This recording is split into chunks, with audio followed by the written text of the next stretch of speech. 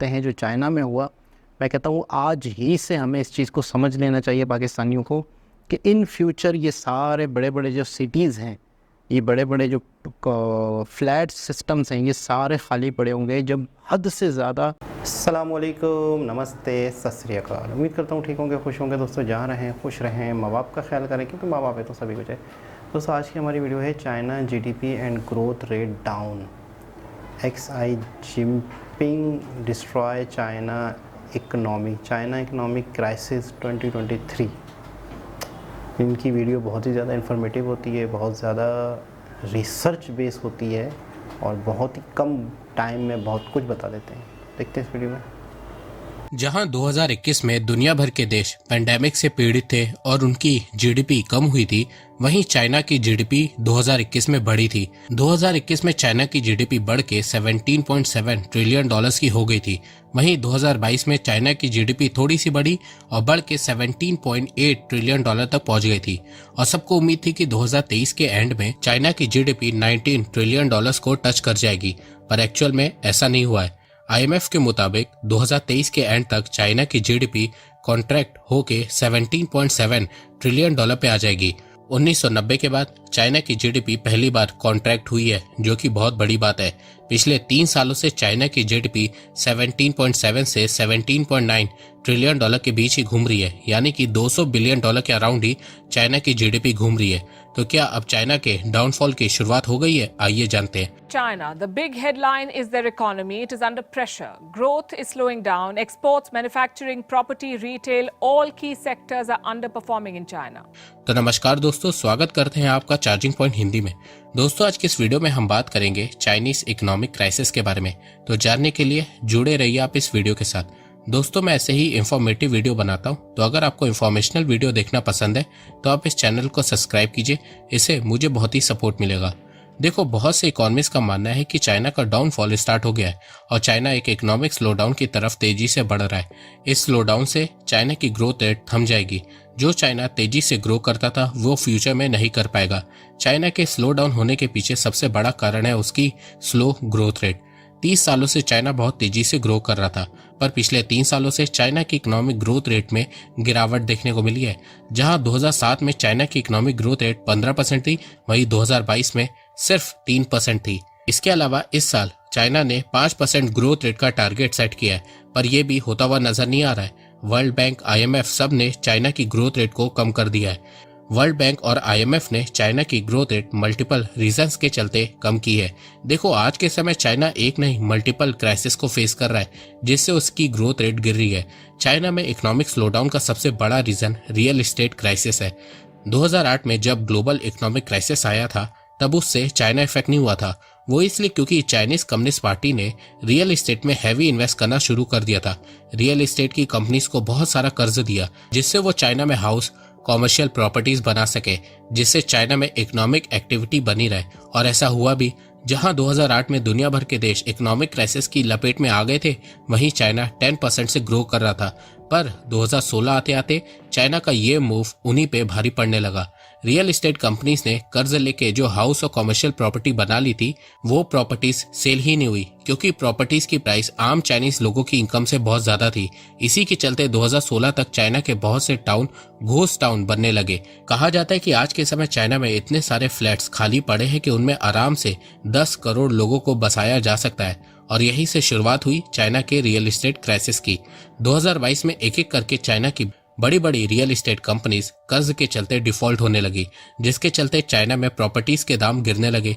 जैसे कि आप इस फिगर में देख सकते हैं कि 2022 से चाइना में property investment, property sales, property fund raise में 10 से 25% की गिरावट देखने को मिल रही है। और चाइना के लिए बैड न्यूज ये है कि ये गिरावट 2023 में भी चालू है। रियल एस्टेट क्राइसिस से चाइनीज बैंक बुरी तरह से फंस गए हैं। जिन कंपनीज को उन्होंने लोन दिया है वो कंपनी बैंकरप्ट हो गई है। इसके अलावा जिन लोगों को होम लोन दिया है वो EMI नहीं पे कर रहे। चाइनीज लोग कह रहे हैं कि जब उन्होंने लोन लेके प्रॉपर्टी ली थी तब उस समय प्रॉपर्टी के दाम बहुत ज्यादा थे। आज के समय प्रॉपर्टी की वैल्यू 30 से 40% गिर गई है। तो जब वैल्यू ही कम हो गई है तो लोन रिपे करने का क्या फायदा। अब इसके चलते एक एक करके चाइनीज बैंक और फाइनेंशियल इंस्टीट्यूशन डिफॉल्ट हो रहे हैं। इसके अलावा शी जिनपिंग का dream project belt and road initiative ने भी चाइनीज बैंक की हालत खराब कर दी है। चाइना ने बेल्ट एंड रोड इनिशिएटिव के थ्रू जिन देशों को अंधाधुंध कर्ज दिया था, अब वो देश कर्ज चुका नहीं पा रहे, जिससे चाइनीज बैंक का एनपीए नॉन परफॉर्मिंग एसेट बहुत ज्यादा बढ़ चुका है और अपने बैंक्स को बचाने के लिए चाइना कर्ज पे कर्ज ले रहा है। तो देखा जाए इस समय चाइना में एक बहुत बड़ी फाइनेंशियल क्राइसिस आने वाली है। इसके अलावा चाइना में कंज्यूमर स्पेंडिंग डाउन हो रही है, चाइनीज लोग इस समय खर्चा कम कर रहे हैं, जिससे चाइना में डोमेस्टिक ग्रोथ भी ज्यादा नहीं हो रही है। चाइना में इकोनॉमिक क्राइसिस इतनी ज्यादा बढ़ गई है कि चाइना अपने इकोनॉमिक नंबर्स को हाइड करने में लगा हुआ है ताकि दुनिया को लगे कि चाइना में सब कुछ ठीक है। चाइना उन फाइनेंशियल एक्सपर्ट्स को भी बैन कर रहा है जो चाइना के इकोनॉमिक नंबर्स को खराब बता रहे हैं। इसके अलावा चाइना में मैन्युफैक्चरिंग भी डाउन हो रही है। पिछले 4-5 सालों से हमें यह देखने को मिल रहा है कि यूएस चाइना ट्रेड वॉर के चलते, पैंडेमिक के चलते, जियोपॉलिटिकल टेंशन जैसे कि रशिया यूक्रेन कॉन्फ्लिक्ट के चलते और सप्लाई चेन डिसरप्शन के चलते धीरे धीरे बहुत सी कंपनीज चाइना से अपना मैन्युफैक्चरिंग प्लांट को दूसरे देशों में शिफ्ट कर रही हैं। सप्लाई चेन और जियोपॉलिटिकल प्रेशर के चलते US high tech electronic manufacturer China से इंडिया जा रहे हैं, सॉफ्टवेयर कंपनी वियतनाम जा रही है, US online consumer retailer India जा रहे हैं, चिप कंपनी वियतनाम जा रही है, ईस्ट एशियन ऑटोमेकर और US toy and game manufacturer India जा रहे हैं। इसके अलावा पिछले 1 साल से चाइना का मैन्युफैक्चरिंग पीएमआई 50 से नीचे है, बस 2 महीने 50 से ऊपर था। पीएमआई 50 से ऊपर होता है तो इसका मतलब आपके देश में मैन्युफैक्चरिंग सेक्टर ग्रो कर रहा है, और 50 से नीचे होता है तो मैन्युफैक्चरिंग सेक्टर डाउन जा रहा है। मैन्युफैक्चरिंग डाउन होने से चाइना में अनएम्प्लॉयमेंट भी बहुत तेजी से बढ़ रही है। चाइना में youth unemployment all time high 21% हो गई है। मैन्युफैक्चरिंग कम होने से चाइना का एक्सपोर्ट भी डाउन हो रहा है। आप देख सकते हैं कि पिछले 4 सालों में चाइना का एक्सपोर्ट बहुत तेजी से नीचे गिर रहा है। पैंडेमिक के समय जब पूरी दुनिया लॉकडाउन में थी तब चाइना का एक्सपोर्ट ऑल टाइम हाई पे था, पर फिर उसके बाद से 2022 और 2023 में चाइना का एक्सपोर्ट तेजी से नीचे गिर रहा है। चाइना की इकोनॉमिक प्रॉब्लम्स को देख के कुछ इकोनॉमिस्ट को लग रहा है कि चाइना आने वाले समय में नेक्स्ट जापान बनने वाला है। देखो, जिस तरह चाइना पिछले 30 सालों में बहुत तेजी से ग्रो हुआ है, उसी तरह वर्ल्ड वॉर 2 के बाद जापान ने भी बहुत तेजी से ग्रो किया था। 1960s में जापान की एवरेज इकोनॉमिक ग्रोथ रेट 10% थी, 1970s में 5%, 1980s में 4%। जापान 1990 तक दुनिया का मैन्युफैक्चरिंग हब था। जापान की फास्ट इकोनॉमिक ग्रोथ रेट को देखने के बाद उस समय के इकोनॉमिस्ट ने प्रेडिक्ट किया था कि 21st सेंचुरी में जापान यूएस को बीट करके वर्ल्ड की लार्जेस्ट इकोनॉमी बन जाएगा, पर ऐसा नहीं हुआ। 1990 के बाद जापान की ग्रोथ रेट थम सी गई, जिसके चलते जापान की जीडीपी बढ़ी ही नहीं। 1993 में जापान की जीडीपी $4.2 ट्रिलियन थी।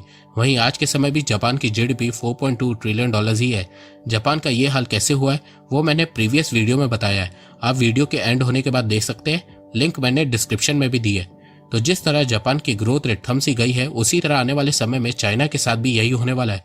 चाइना की ग्रोथ रेट भी हर साल गिरने वाली है। इसके अलावा जिस तरह 1990 में जापान रियल एस्टेट और फाइनेंशियल क्राइसिस को फेस कर रहा था, उसी तरह चाइना में भी बहुत बड़ा रियल एस्टेट क्राइसिस शुरू हो गया है, जिससे आने वाले समय में चाइना में बहुत बड़ा फाइनेंशियल क्राइसिस आएगा।